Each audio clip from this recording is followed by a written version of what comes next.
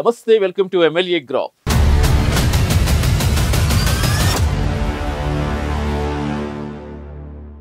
ఈరోజు మనం అనలైజ్ చేస్తున్న నియోజకవర్గం సూళ్లూరుపేట.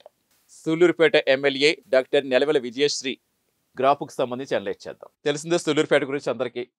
ఆంధ్రప్రదేశ్లో చివరి నియోజకవర్గం సూళ్లూరుపేట. ఇక్కడ భారీ పరిశ్రమలు ఉంటాయి. దేశం గర్వించదగ్గ రాకెట్ కేంద్రం షార్, పులికాట్ సరస్సు ఉన్న నియోజకవర్గం ఇది. ఇక్కడి నుంచి ప్రాతినిధ్యం వహించిన అనేక మంది రాష్ట్ర మంత్రులుగా కూడా పనిచేస్తారు. ప్రస్తుతం మాజీ మంత్రి నెలవెల సుబ్రహ్మణ్యం కుమార్తె నెలవెల విజయశ్రీ ఎమ్మెల్యేగా ఇక్కడ ప్రాతినిధ్యం వహిస్తున్నారు. అయితే అభివృద్ధి ఎలా సాగుతోంది? అదే స్థాయిలో విమర్శలు కూడా వస్తున్నాయా? అసలు ఎమ్మెల్యే ఏడాదిన్నర పాలనపై ప్రైమ్ 9 అక్కడి ప్రజలతో మమేకమైంది. ఇంతకీ అక్కడ ప్రజలు ఏమంటున్నారు? అక్కడ ఎలాంటి అభివృద్ధి జరుగుతోంది? ఇవాళ ఎమ్మెల్యే గ్రాఫ్లో తెలిసే ప్రయత్నం చేద్దాం. మొట్టమొదటిసారిగా మహిళా శాసనసభ్యురాలుగా డాక్టర్ నెలవెల విజయశ్రీ గారికి ముఖ్యమంత్రి చంద్రబాబు నాయుడు గారు అవకాశం ఇచ్చారు. ఆ అవకాశాన్ని ఆవిడ 100% సద్వినియోగం చేసుకుంటున్నారు. నియోజకవర్గ సమస్యల మీద తన వాణిని శాసనసభ వేదికలో అందరికీ సూళ్లూరుపేట సమస్యను వ్యక్తం చేస్తూ సూళ్లూరుపేట నియోజకవర్గాన్ని అభివృద్ధిలోకి తీసుకెళ్లేందుకు తన వంతు కృషి చేస్తా ఉన్నారు. ముఖ్యమంత్రిని కలిసి కాళంగి, ఎరకం దీవులకు ప్రాజెక్టులకు నిధులు సేకరిస్తున్నారు. అలాగే డిప్యూటీ సీఎం పవన్ కళ్యాణ్ గారిని కలిసి ఫ్లెమింగో ఫెస్టివల్ని జాతీయ ఫెస్టివల్ లాగా గుర్తించేందుకు ఫ్లెమింగో నేలపట్టు పక్షుల రక్షిత కేంద్రానికి శాశ్వత వనరులు కూడా కేటాయించారు. అలాగే నియోజకవర్గంలో పలు సమస్యల మీద ఆవిడ తన శక్తి వంచన మీద కృషి చేస్తున్నారు. అంతేకాకుండా ఏదన్నా నియోజకవర్గంలో సమస్యలు ఎదురైతే ఆ సమస్యలు ఎప్పటికప్పుడు పరిష్కరిస్తున్నారు. కొన్ని హాస్టళ్లలో ఫుడ్ పాయిజన్లు జరిగాయి. వాటిని వెంటనే వచ్చేసి ఆ సమస్యను పరిష్కరించారు. రహదారి ప్రమాదాలు జరిగినా కూడా వెంటనే వాటిలో పరిష్కరించేదానికి అన్ని యంత్రాంగాల్ని అప్రమత్తం చేస్తా ఉన్నారు. ఇక ముందుగా అసలు సూళ్లూరుపేట నియోజకవర్గానికి సంబంధించి, ఆ మండలానికి సంబంధించి తెలిసిన ప్రయత్నం చేద్దాం. 1962లో సూళ్లూరుపేట నియోజకవర్గంలో ఏర్పాటైంది. ఏపీ చివరికి, అంటే చెట్ట చివరికి, ఏపీకి ఇంక బోర్డర్ అది, తమిళనాడు స్టార్టింగ్కి వచ్చే నియోజకవర్గం ఇది సూళ్లూరుపేట. 1962లో ఈ నియోజకవర్గం ఏర్పడింది. ప్రస్తుతం ఇక్కడ 2,31,638 ఓటర్స్ ఉన్నారు. తెలుగు, తమిళం, ఎందుకంటే బోర్డర్ కాబట్టి ఆటోమేటిక్గా అది ఉంటుంది కదా. తెలుగు, తమిళం మాట్లాడే ప్రజలు ఎక్కువగా అక్కడ ఉంటూ ఉంటారు. మొత్తం 6 మండలాలు ఈ నియోజకవర్గ పరిధిలో కవర్ అవుతాయి. సూళ్లూరుపేట, దొరవారి సత్రం, పెళ్లకూరు, నాయుడుపేట, ఒజిలి, తడా మండలాలతో ఒక అతిపెద్ద నియోజకవర్గంగా సూళ్లూరుపేట నియోజకవర్గం ఉంది. ఇక సూళ్లూరుపేట గురించి ముందే చెప్పుకున్నాం మనం. భారీ పరిశ్రమలు ఉంటాయి. ముఖ్యంగా ప్రపంచ దృష్టిని ఆకర్షించిన షార్, సతీష్ ధావన్ స్పేస్ సెంటర్ అక్కడే ఉంటుంది, ఈ నియోజకవర్గంలోనే. ఇంక ప్రత్యేకంగా పరిచయం అక్కర్లే నియోజకవర్గాన్ని. వరల్డ్ వైడ్గా మొత్తం space, Satish Dhawan space centre ఎంత క్రేజ్ క్రియేట్ చేస్తుందో మనకు తెలుస్తుంది. ఇక విదేశాలకు చెందిన భారీ పరిశ్రమలు కూడా ఈ నియోజకవర్గంలోనే ఉంటాయి. ఇక భారతదేశం చెప్పుకున్నాం ఆల్రెడీ. గర్వించదగ్గ భారత అంతరిక్ష ప్రయోగ సంస్థ ఇస్రో తన ర్యాకెట్లు పంపించే సతీష్ ధావన్ స్పేస్ సెంటర్ ఈ నియోజకవర్గంలో ప్లస్ పాయింట్. ప్రతి ఏడాది విదేశీ విహంగాలు కూడా ఇక్కడికి వలస వస్తాయి. ఆసియాలోనే అతిపెద్ద పులికాట్ ఉప్పునీటి సరస్సు ఇక్కడే ఉంది. సరే, మరి ఇన్ని ప్లస్ పాయింట్లు ఉన్నాయి. విదేశీ విహంగాలు వస్తూ ఉంటాయి పులికాట్ సరస్సుకి, సతీష్ ధావన్ స్పేస్ సెంటర్ ఉంది. అంతే స్థాయిలో ఇప్పటికీ కూడా ఎరకం దీవి అభివృద్ధికి అయితే నోచుకోలేదు. ఆ ఎరకం దీవి కూడా ఈ నియోజకవర్గంలోనే ఉంది.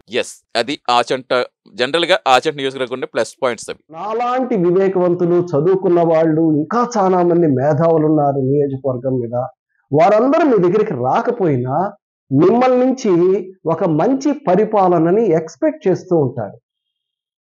ఆ యొక్క పరిపాలన అందించడానికి నిజంగానే మీరు అవగాహన తెచ్చుకొని ఆ యొక్క పరిపాలనని మీరు అందించగలిగితే మీరు నిజమైనటువంటి శాసనసభ్యురాలుగా 1.5 సంవత్సరంగా ప్రభుత్వము ఉన్నటువంటి స్తబ్దతలోనే ఈ పరిపాలన కూడా ఉంది అని నేను చెప్పాలి.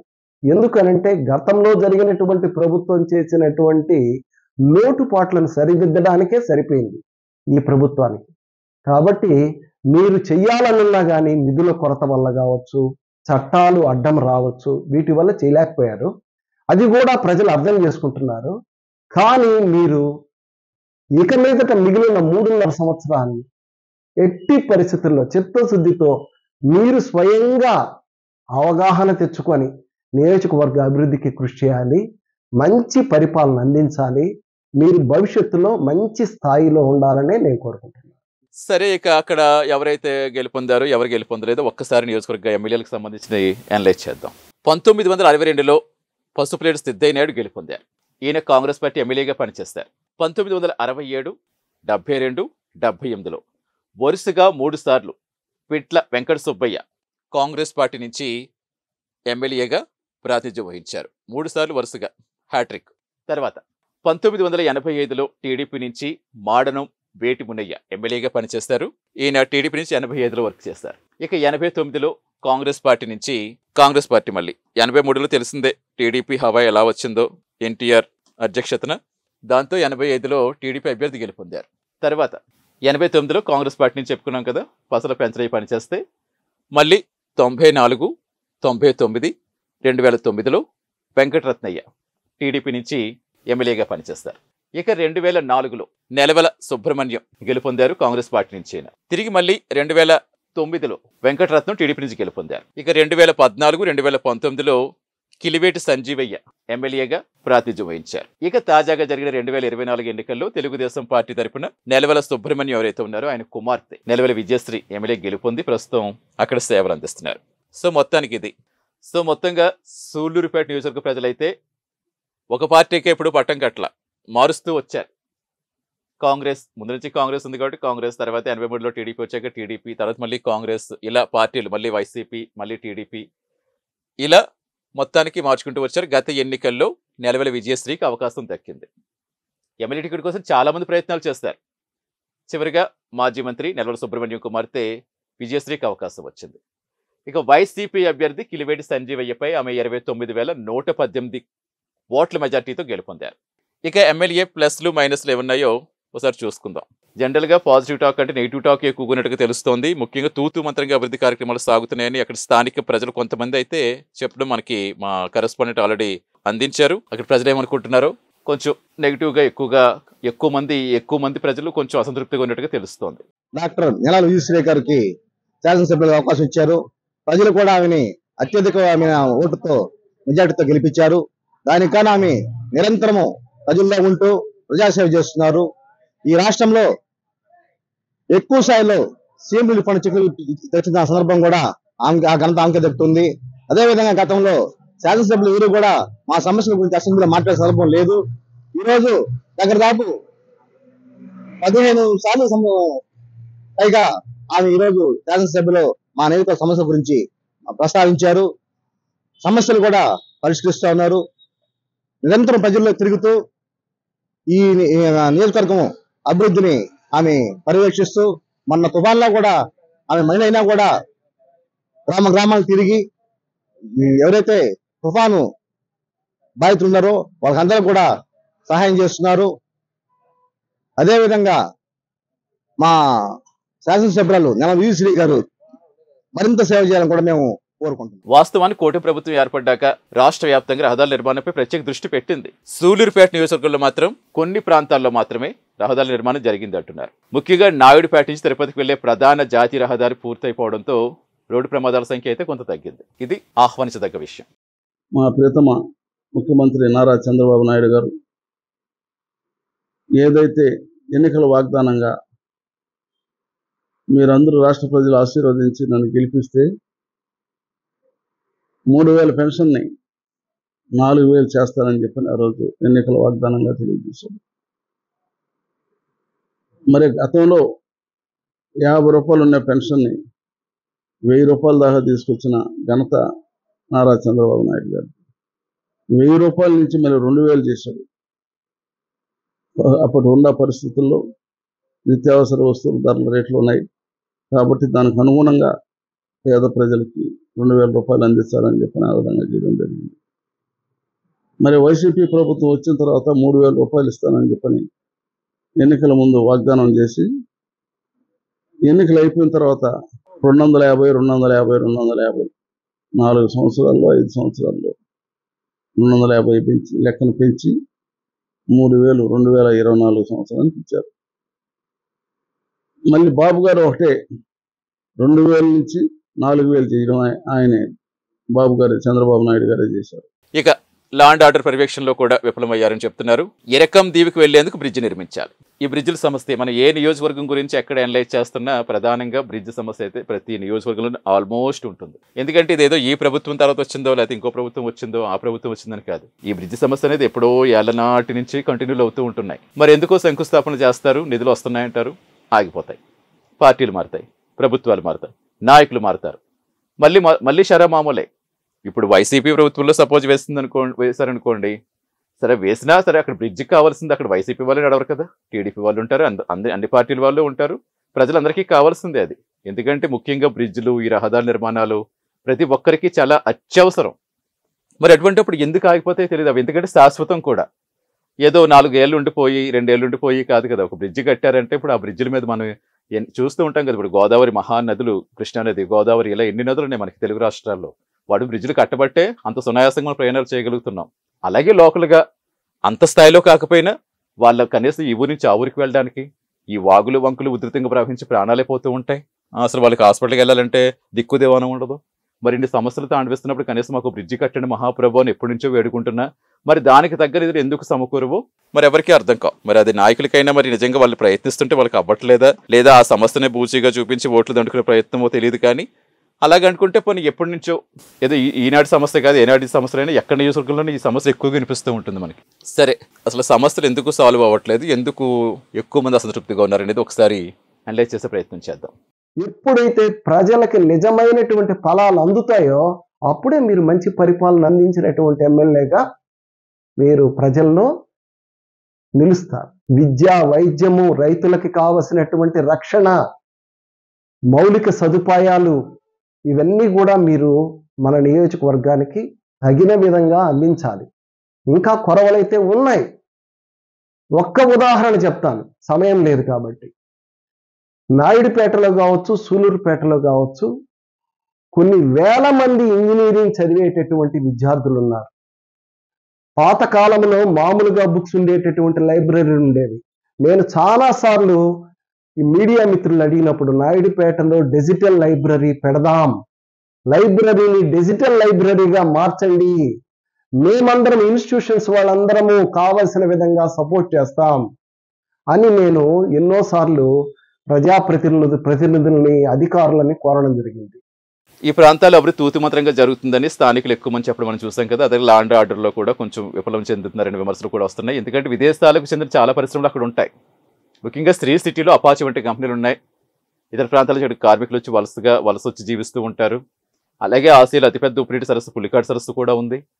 పులికాట్ సరస్సు మధ్యలోనే ఎరకం దీవి అనే ప్రాంతం ఉంది. ఇక్కడి నుంచి తరచుగా చదువుల కోసం చిన్నారులు పడవల్లో ప్రయాణం సాగిస్తూ ఉంటారు. కానీ దీవికి వెళ్ళేందుకు బ్రిడ్జ్ నిర్మించాలని ప్రతిపాదన అనేక ఏళ్లుగా ఉన్న అభివృద్ధికి మాత్రం రాదు.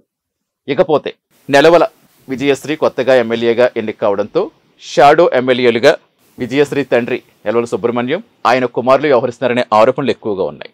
అంటే ఒకటి, ఆమె వయసు కొంచెం చిన్నది, కొత్త కాబట్టి అడ్వైజ్ చేయడం తప్పు కాదు. కానీ అక్కడ కొంతమంది చెప్తున్నది ఏంటంటే వాళ్ళు షాడో ఎమ్మెల్యేస్గా వర్క్ చేస్తున్నారు, ఈవిడ దాకా ప్రజా సమస్యలు తీసుకెళ్ళనివ్వట్లేదు, ఎమ్మెల్యే వరకు సమస్యలు వెళ్ళట్లేదని ప్రధానంగా ఆరోపణలు వస్తున్నాయి. ప్రజల సమస్యల మీద వెళితే ఎమ్మెల్యే కంటే ముందే వీరే మాట్లాడేస్తారట. ఎమ్మెల్యే వరకు ఆ సమస్యలు అసలు వెళ్ళట్లేదు, నియోజకవర్గంలో కొంత అవినీతి వర్గాలు కూడా అంటడం ఇబ్బందులకు గురి చేస్తుందనే ఆరోపణలు అయితే ప్రధానంగా అక్కడ ఎమ్మెల్యేపై వినిపిస్తున్న విమర్శలు. సూలూరుపేట నియోజకవర్గం మా ఎమ్మెల్యే గారు ఫస్ట్ టైం రికార్డులు సృష్టించి రాష్ట్రంలోనే మహిళకి ఇచ్చినందుకు ఆమె పనితీరు చూసి జనాలందరూ ఓటేసి గెలిపించారు. ఆమెకి పాటు చంద్రబాబు నాయుడు ఆమె మీద పెట్టుకున్న నమ్మకానికి మేము ఆ స్వామి వెంట తిరిగి మా వంతు కష్టం మేము చేసి ఆమెను గెలిపించుకున్నాము. కానీ అయినా కూడా కొంతమంది కార్యకర్తల్లో లోపాటు అటే ఉంది. ఎందుకంటే ఆ స్వామి రావడం కొత్త, కానీ మేము కొన్ని తరాలుగా పార్టీలో పనిచేస్తున్నాం. స్వామి వచ్చిన వాళ్ళని కాకుండా ఒకరు గమనించండి మీరు, మేము పాత వాళ్ళు కష్టపడిన వాళ్ళు ఉన్నాం. ఎందుకంటే ఇక్కడ దాదాపు 15 నుంచి 20 సంవత్సరాల నుంచి కార్యకర్తగా కష్టపడుతున్నాం, ఇంకా కార్యకర్తగానే ఉన్నాం. అట్టని మేము పదవులు ఏం ఆశించటం లేదు, కానీ కార్యకర్తలు మీరు గమనించాలని కోరుకుంటున్నాం. మీరేం చేస్తున్నారంటే ఇప్పుడు కొత్తగా వచ్చిన వాళ్ళు వైసీపీ నుంచి కొంతమంది సాములు ఆడ 4 మీటింగ్లు పెట్టే కల్లా వాళ్ళు అని అనుకుంటున్నారు. కానీ మీరు మమ్మల్ని కూడా గుర్తించాలని మేము కోరుకుంటున్నాము. ముఖ్యంగా సూళ్లూరుపేట, గూడూరు, వెంకటగిరి నియోజకవర్గాల్ని శాసిస్తున్న మరో కీలక నేత గంగా ప్రసాద్ కూడా షాడోగా వ్యవహరిస్తున్నారని అక్కడ ప్రజలు ప్రధానంగా ఆరోపిస్తున్నారు. అంటే తరచుగా అక్కడ ఆంధ్ర, తమిళనాడు మత్స్యకారుల మధ్య పులికాడు సరస్సు, సముద్ర భాగంలో ఘర్షణలు ఇవి కంటిన్యూగా జరుగుతూ ఎప్పుడు వింటూ ఉంటాం మనం. ఏపీ నుంచి తమిళనాడుకు వెళ్లే ప్రధాన మార్గం కావడంతో ఇక్కడి నుంచి ఇసుక, మద్యం, గంజాయి, బంగారం ఇలాంటివి అక్రమంగా ఎగుమతి దిగుమతి అవుతున్నాయని కూడా ఆరోపణలు వస్తున్నాయి. అసలు మరి అందులో ముఖ్యంగా ఈ మధ్యకాలంలో గంజాయికి సంబంధించి కావచ్చు, ఇవన్నీ కూడా చాలా ఎక్కువగా ఎఫెక్ట్ చూపిస్తున్నాయి. మరి ప్రధానంగా అక్కడ అవి ఎక్కువగా వెళ్తున్నాయి కాబట్టి ఈ ఆరోపణలు కూడా ఎక్కువ వస్తున్నాయి. దీనిపై ప్రత్యేక దృష్టి పెట్టట్లేదు, లా అండ్ ఆర్డర్ సమస్య తలెత్తుతోందని కూడా ప్రధానంగా వినిపిస్తున్నమాట. ఇక నియోజకవర్గ వ్యాప్తంగా రోడ్ల విస్తరణ తూతు మంత్రంగా జరిగిందని చెబుతుంటే గ్రామాల్లో కొన్ని అభివృద్ధి పనులు మాత్రం చేపడుతున్నారు. సుపరిపాలనలో తొలి అడుగు కార్యక్రమం ఎందుకంటే ప్రతిష్టాత్మకంగా తీసుకుంది ఎన్డీఏ సర్కార్, మొత్తం కూటమి సర్కార్.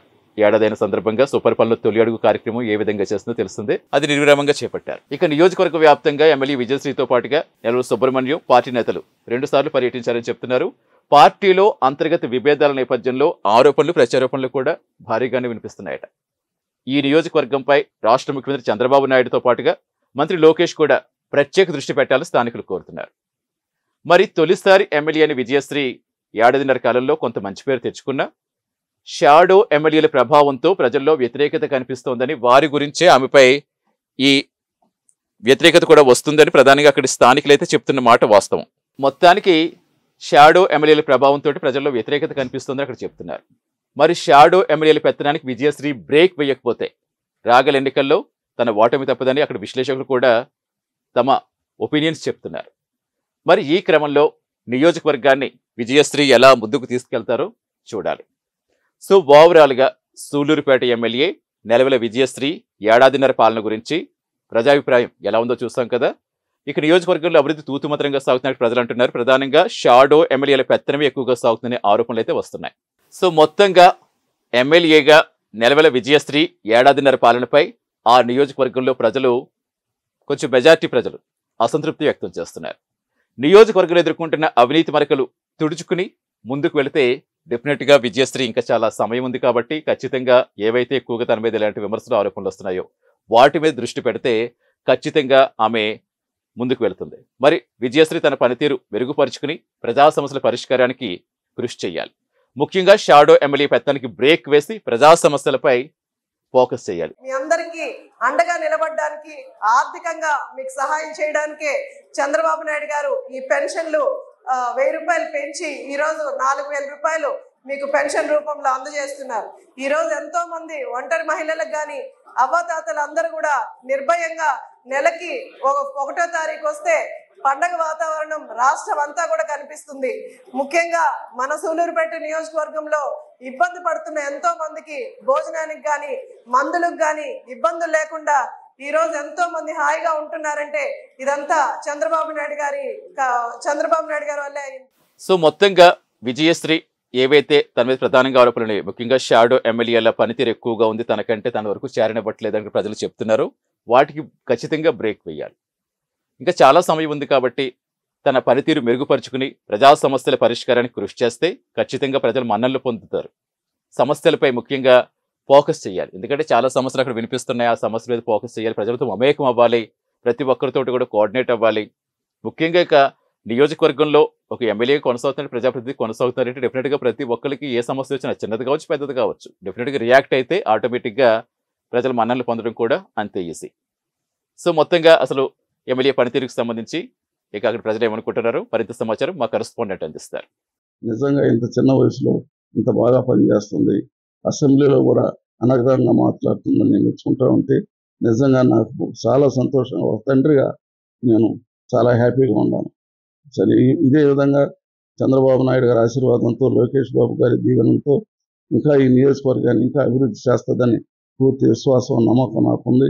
తప్పకుండా రాబోయే 4 సంవత్సరాల్లో ఏదైతే ఎన్నికల ప్రణాళిక ప్రకారం మా నాయకులు కానీ, ఎమ్మెల్యే కానీ, నేనైనా కానీ ఏదైనా వాగ్దానాలు చేస్తుంటే అవన్నీ చూసే తప్పకుండా ఎమ్మెల్యే గారు నెరవేరుస్తుందని పూర్తి విశ్వాసం, మరి నమ్మకం మాకుందని చెప్పని తెలియజేస్తుంది. ఇది ఇవాల్టి ఎమ్మెల్యే గ్రాఫ్. రేపు మరో ఎమ్మెల్యే గ్రాఫ్లో మళ్ళీ మీట్ అవుదాం. నమస్తే.